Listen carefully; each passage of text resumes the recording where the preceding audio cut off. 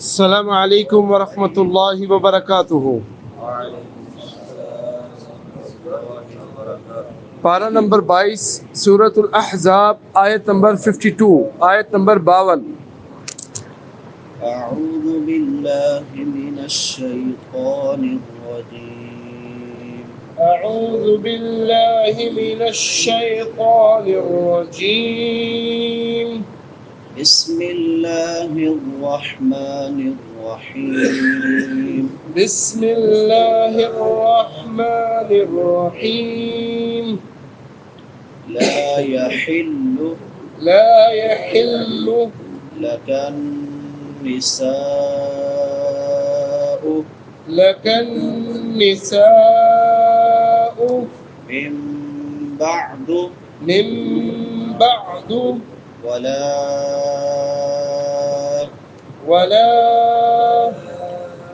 أن تبدل أن تبدل بهن من أزواج ولو أعجبك حسنهن إلا ما ملكت يمينك وكان الله على كل شيء رقيبا لا يحل لك النساء من بعد ولا أن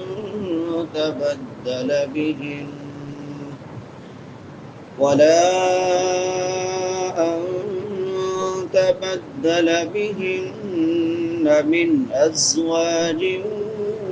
ولو أعجبك حسنهن إلا ما ملكت يمينك وكان الله على كل شيء رقيبا أعوذ بالله من الشيطان الرجيم لا يحل لك النساء من بعد ولا أن تبدل بهن من أزواج ولو أعجبك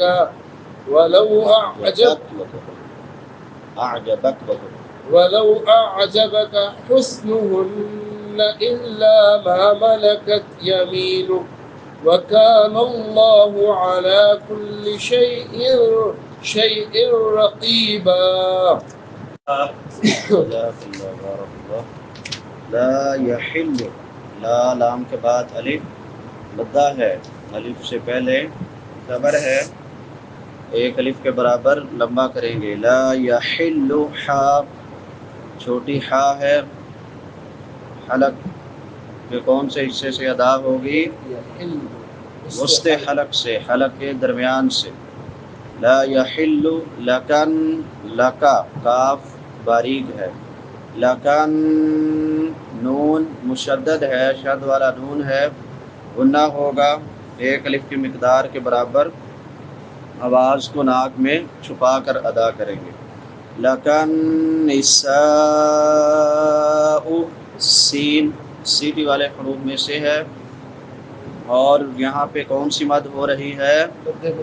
مد متصل۔ نساء من بعد، یہاں پہ اقلاب ہوگا، یہاں پہ کیونکہ میم ہے، ہاں جی با آ گئی ہے تو یہاں پہ اقلاب ہوگا۔ من بعد با عین وسط حلق سے، حلق کے درمیان سے۔ ولا ہاں جی لام پہ کون سی مد ہے؟ مد منفصل ہے، حمزہ دوسرے کلمہ میں ہے۔ ولا ان نون ساکن ہے، نون ساکن کے بعد تا ہے حروف اخفاء میں سے، تو یہاں پہ اخفا ہوگا ان تبدل بہن، بہن بڑی ہا ہے حلق کے آخری حصے سے جس کو اقصی حلق کہتے ہیں، اور نون مشدد ہے غنہ ہوگا من ازواج، من نون ساکن ہے، نون ساکن کے بعد حروف حلقی میں سے حمزہ ہے تو یہاں پہ اظہار ہے۔ اظہار ہوگا من ازواج، از زا سختی سے ادا ہوگی، ازواج، واؤ کے بعد الف مدہ ہے، ایک الف کے برابر لمبا کریں گے، جیوں جیم کے نیچے تنوین ہے، اور تنوین کے بعد حروف یرملون میں سے واو ہے تو ادغام مع الغنہ ہوگا، ازواج ولو، ولو لام کے بعد واو لین ہے، واو ساکن ما قبل فتحہ ہے تو اس کو نرمی کے ساتھ ادا کریں گے، ولو اعجبک، حمزہ اور عین فرق کرنا ہے دونوں میں، اعجبک حسنہن، حس سین سیٹی والے حروف میں سے ہا اقصی حلق سے نون مشدد پہ غنہ ہوگا، الا الف مدہ ہے، ما الف مدہ ہے، دونوں کے ایک الف کے برابر لمبا کریں گے، ملکت یمینک، یمی میم کے بعد یائے مدہ ہے، یا ساکن ما قبل کسرہ ہے، یمینک، وکان اللہ، کاف باریک ہے، کاف کے بعد الف مدہ ہے، لفظ اللہ پر پڑھا جائے گا کیونکہ لفظ اللہ سے پہلے زبر ہے، زبر ہو پیش ہو تو پر پڑھا جاتا ہے، زیر ہو تو باریک پڑھا جاتا ہے، وکان اللہ علی، لام کے اوپر کھڑی زبر ہے، ایک الف کے برابر لمبا کریں گے، کل شیء رقیبا، شیء شین حروف شجریہ میں سے ہے اور شین کے بعد یا لین ہے، یا ساکن ما قبل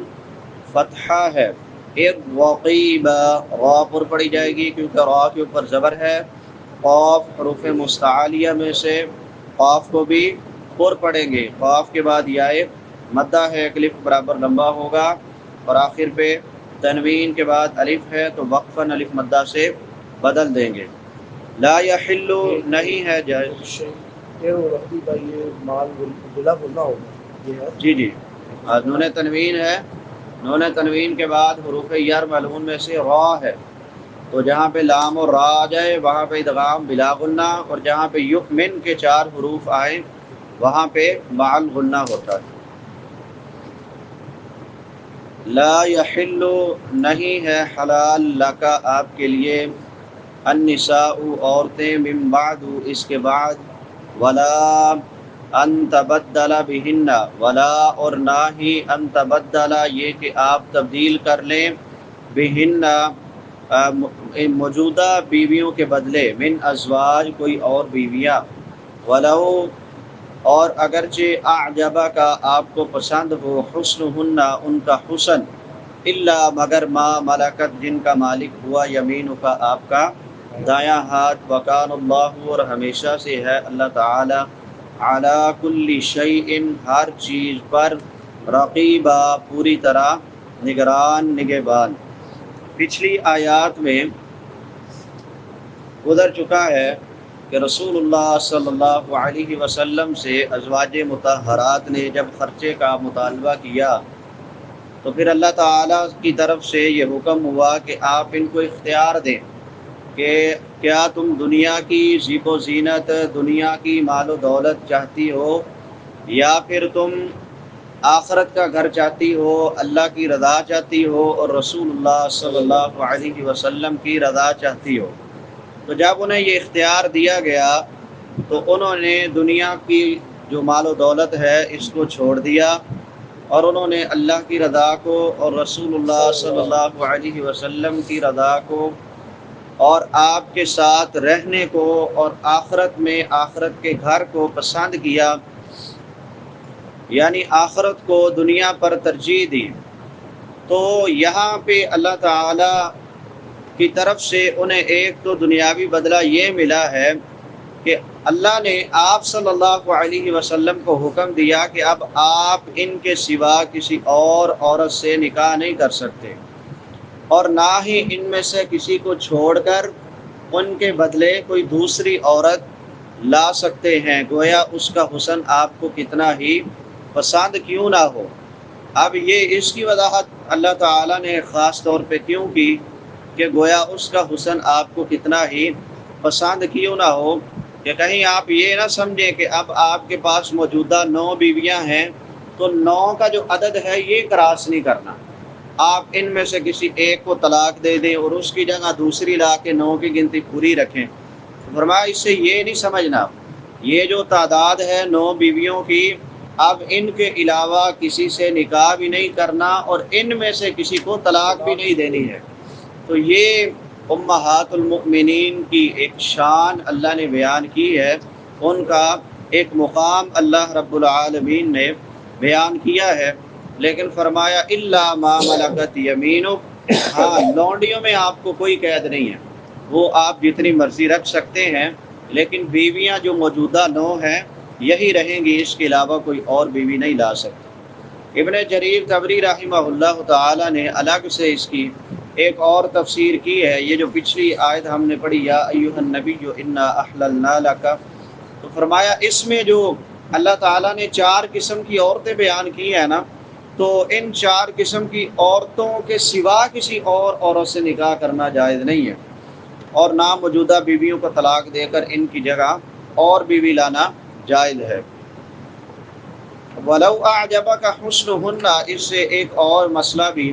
اخذ ہوتا ہے کہ اگرچہ آپ کو اس کا حسن کتنا ہی پسند کیوں نہ ہو، تو اس سے یہ بھی بات سمجھ آتی ہے کہ جس عورت سے انسان نکاح کرنا چاہتا ہے اس عورت کو دیکھ بھی سکتا ہے، ظاہری بات ہے اب پردے میں ہے، نقاب میں ہے، تو پھر حسن کا کیسے پتہ چلے گا؟ جب دیکھے گا تو تب بھی پتہ چلے گا نا۔ تو اسی لیے فرمایا وَلَوْ أَعْجَبَكَ حُسْنُهُنَّ، اگرچہ آپ کو اس کا حسن کتنا ہی پسند کیوں نہ ہو۔ وَكَانَ اللَّهُ عَلَى كُلِّ شَيْءٍ رَقِيبًا، اور اللہ تعالی ہمیشہ سے ہر چیز پر پوری طرح نگران ہے، اس لیے کوئی بھی کام کرو تو یہ بات ذہن میں ہونی چاہیے کہ آپ کا خالق و مالک آپ کو دیکھ رہا ہے۔ اسی لیے اللہ کے رسول صلی اللہ علیہ وسلم نے فرمایا تھا ان تعبد اللہ کأنک تراہ فإن لم تکن تراہ فإنہ یراک، اللہ کی عبادت اس طرح کرو گویا کہ تم اس کو دیکھ رہے ہو۔ اگر یہ تصور قائم نہیں ہو سکتا تو پھر یہ تصور تو انسان کے ذہن میں قائم ہونا چاہیے کہ اللہ رب العالمین کی ذات مجھے دیکھ رہی ہے، اور یہ صرف عبادت میں نہیں ہونا چاہیے، ہر ایک کام کرتے ہوئے اچھا ہو برا ہو انسان کو یہ بات ذہن میں رکھنی چاہیے کہ اللہ میری ہر کام پر نگرانی کر رہا ہے، وہ اس کو دیکھ رہا ہے۔ اللہ تعالی حق بات کو پڑھنے سمجھنے اس پر عمل کرنے اور اس کو آگے پھیلانے کی توفیق عطا فرمائے۔ وآخر دعوانا ان الحمد للہ رب العالمین۔